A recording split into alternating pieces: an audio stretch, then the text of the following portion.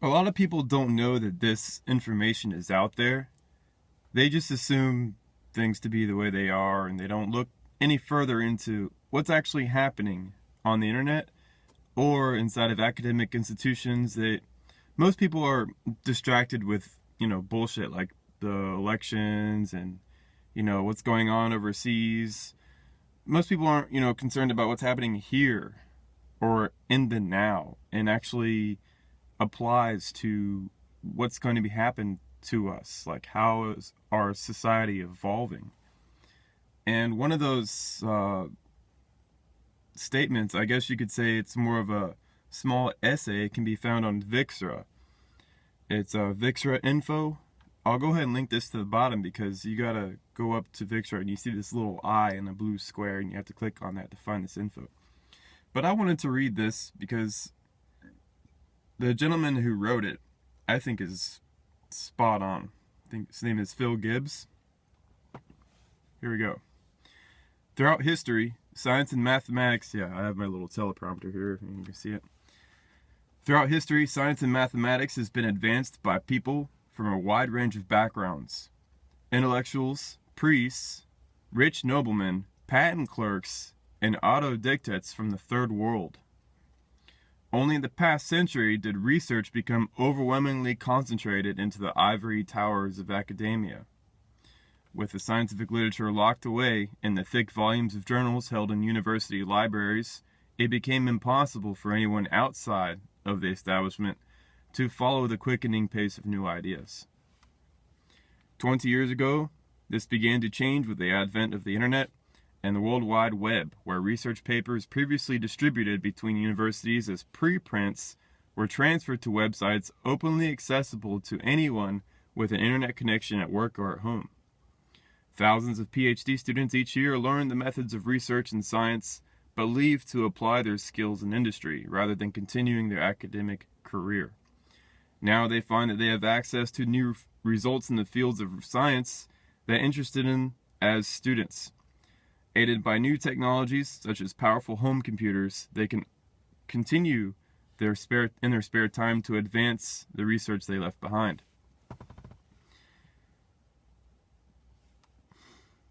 To think it wasn't always like this. If you made a discovery, you could tell people about it. The information wasn't locked away in the ivory towers of academia. It's been like that for 100 years, but since the internet came around about 20 years ago, we're kind of going in a reverse direction, because now everybody has access to it. The internet is pervasive. It has a whole lot of information on it, and we can use it, but some people choose not to use it. A lot of gentlemen my age, younger than me, even older than me, want to play video games all day or something like that. But if they would just apply their information or their curiosity and time and energy to actually studying science on their own, they could be as good as any scientist out there. It's all right on the internet. It's right here. And it is not just those PhDs who can join this revolution. Many people in today's world are sufficiently smart, well-educated, and motivated to develop their own ideas and write them up as scientific papers. You nailed it, Mr. Gibbs. While governments pass new legislation to ensure that publicly funded research is made available to all through free and open access on the internet, another important side of scientific research remains closed to outsiders. Publishing in academic journals is a drawn-out process where people with institutional affiliations are subjected to extra scrutiny by their peers inside universities. Publishing in open-access journals can also be far too costly for those without funding. So, in essence, there's a lot of it that amounts to the funding game. Mainstream researchers have the ability to deposit their new papers in e-print repositories for rapid dissemination, but submission is often closed to outsiders unless they can obtain an endorsement from someone inside the system. Meaning, you can't get your idea out there unless you already know somebody in the university system. This blockage delays publication, leaving independent researchers open to the risk of losing priority or even being plagiarized if someone else publishes the idea first.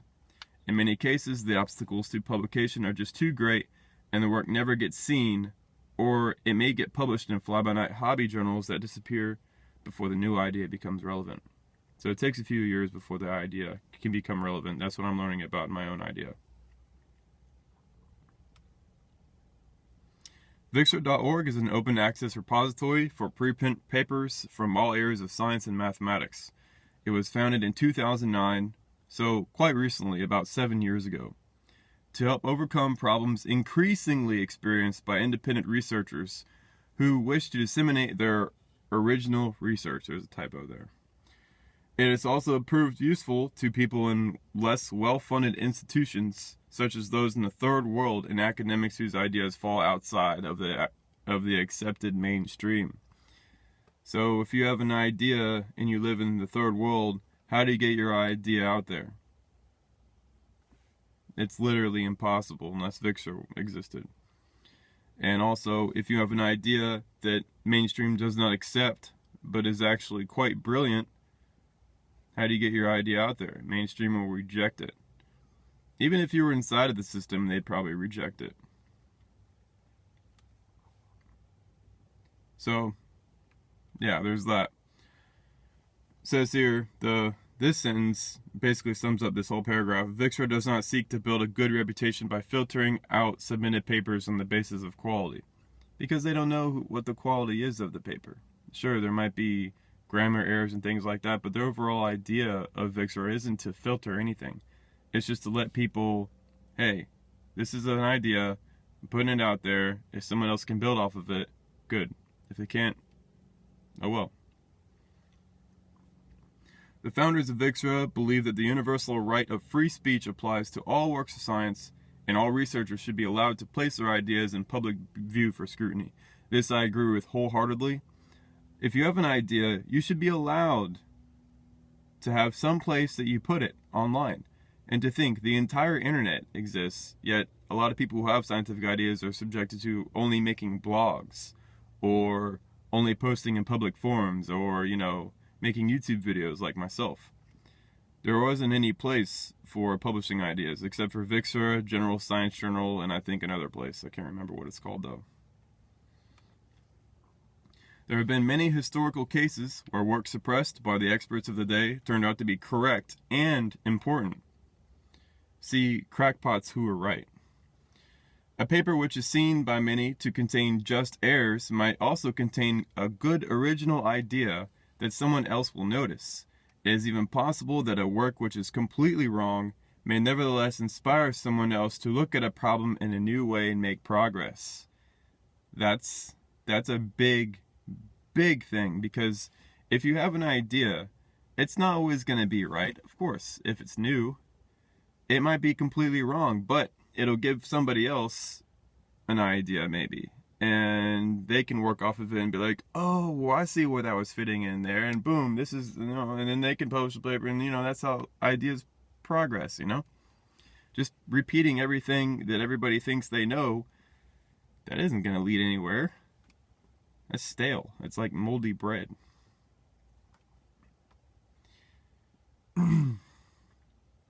There is no reason to remove any work from public view, provided readers understand that it may not have been reviewed or endorsed by anyone. That's another big thing.